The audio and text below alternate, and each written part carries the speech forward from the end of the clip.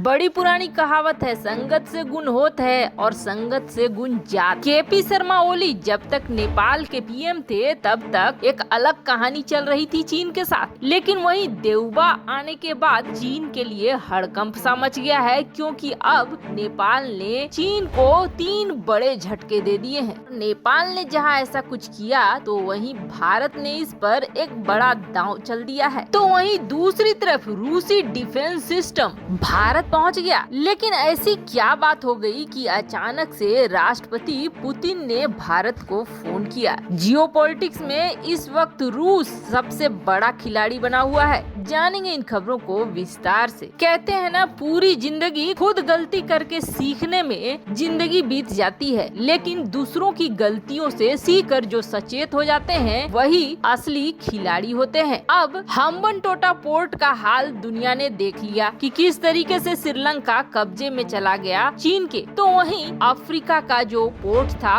उसको भी कब्जे में लिया चीन ने, ये भी दुनिया ने देख ही लिया। बांग्लादेश चीन से जिस तरीके से डरता है वो सिर्फ इसलिए डरता है कि कहीं उसका भी हाल श्रीलंका की तरह न हो जाए। पर नेपाल में इससे पहले जो ओली थे वो तो चीन की कठपुतली बन चुके थे और उनके इशारे पर चीन के पैर पसरने भी शुरू हो चुके थे नेपाल में। नेपाल के कई इलाकों पर कब्जा भी कर लिया था चीन ने। पर अब देउबा ने आकर एक कमेटी बिठा दी जो इसकी जांच करेगी, तो वहीं दूसरी तरफ अभी एक बड़ा झटका दिया है। वैसे आपको बता दें, चीन के एक कंपनी पर न सिर्फ नेपाल ने बल्कि पाकिस्तान ने भी और बांग्लादेश ने भी एक साथ झटका दे दिया है। चीनी सरकार समर्थित 3 कंपनियां, China CMC engineering company, north west civil aviation airport construction group और चाइना हार्बर इंजीनियरिंग पर कई दोष पाए गए हैं, जिसके बाद नेपाल ने इन तीनों को ब्लैकलिस्ट कर दिया है। वैसे आपको बता दें, नेपाल अपने त्रिभुवन इंटरनेशनल एयरपोर्ट को विकसित करना चाहता था और उसके लिए इन कंपनियों ने अप्लाई करा हुआ था। वैसे आपको बता दें, चाइना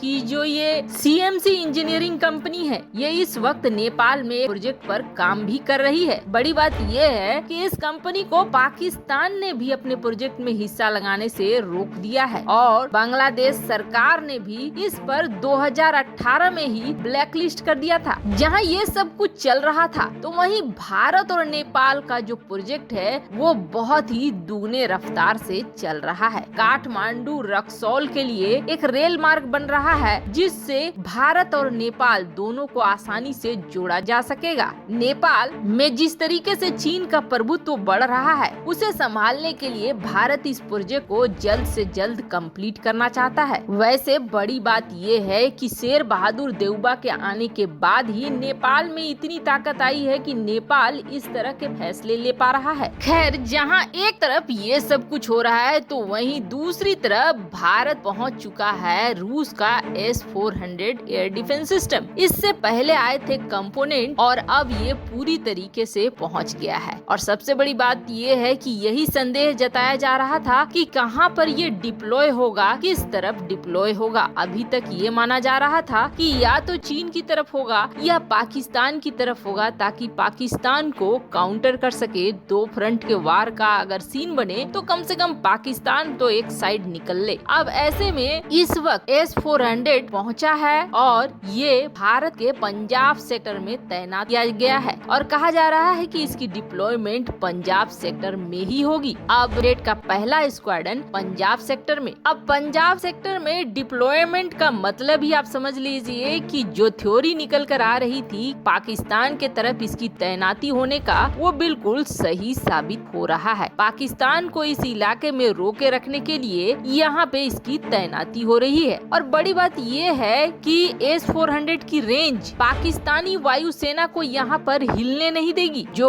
पाकिस्तान का ख्वाब है कि 2 फ्रंट के वार में भारत से भिड़ेगा, वो ख्वाब ही रह जाएगा। वैसे आपको बता दें, इसकी ट्रेनिंग के लिए रूस पहुँच चुके हैं भारत के 100 जवान और ये काफी समय से ट्रेनिंग ले भी रहे हैं। जल्द ही इस की दूसरी स्क्वाड्रन भी भारत पहुंचने वाली है। जहां तक दूसरे स्क्वाड्रन की तैनाती की बात है तो संभवतः ये चीन की तरफ ही कहीं तैनात होगा, ये तो निश्चित होता हुआ दिख रहा है। पर इन सब के बीच में अचानक से पुतिन ने पीएम मोदी को फोन किया है। वैसे आपको बता दें, इधर बहुत सारी चीजें हैं जो चल रही हैं, जैसे कि रूस के डिप्टी प्राइम मिनिस्टर भारत आने वाले हैं। अब इसी सप्ताह वो आने वाले हैं और पुतिन का खास देश लेकर आने वाले हैं। कहा जा रहा है कि पुतिन चाहते हैं भारत और चीन के बीच जो टकराव है वो टकराव तुरंत खत्म हो, लेकिन इसके लिए भारत ने भी ये साफ कर दिया है कि हम अपने शर्तों पर ही बात करेंगे, किसी और के शर्त पर बात नहीं करेंगे। यानी कि अगर चीन ये चाहता है कि वो हमारी जमीन में घुसता चला जाए तो हम ऐसा होने नहीं देंगे, और मीटिंग उसी हिसाब किताब से होनी चाहिए जिस हिसाब किताब से भारत का फायदा हो, भारत की मांगे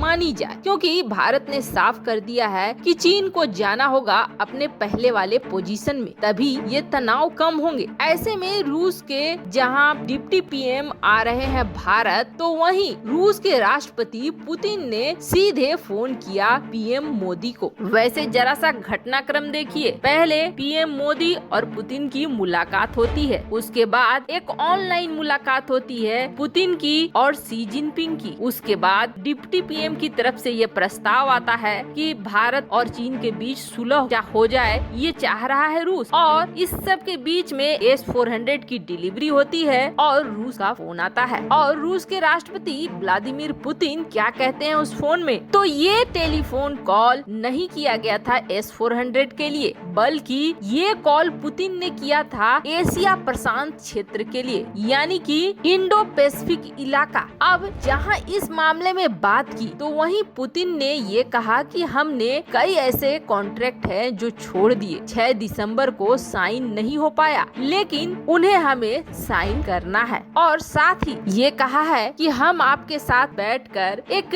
रणनीतिक रास्ता निकालना चाहते हैं ताकि हम पार्टनर की तरह काम करें और आपस में बड़े विकास की तरफ बढ़ें। वैसे आपको बता दें, ये व्लादिमीर पुतिन बैलेंस कर रहे हैं चीजों को ताकि आने वाला जो RIC यानी रूस का, भारत का और चीन का मीटिंग होगा, जिसमें तीनों देशों के राष्ट्राध्यक्ष मिले, तो समस्याओं को सुलझा सके पुतिन। वैसे आपको क्या लगता है, क्या रूस भारत के फेवर में डिसीजन लेगा या फिर चीन के फेवर में डिसीजन लेगा? अगर मीटिंग होती है तो कमेंट कर अपनी राय जरूर बताएं। जल्द मिलते हैं अगले वीडियो में नई खबर के साथ।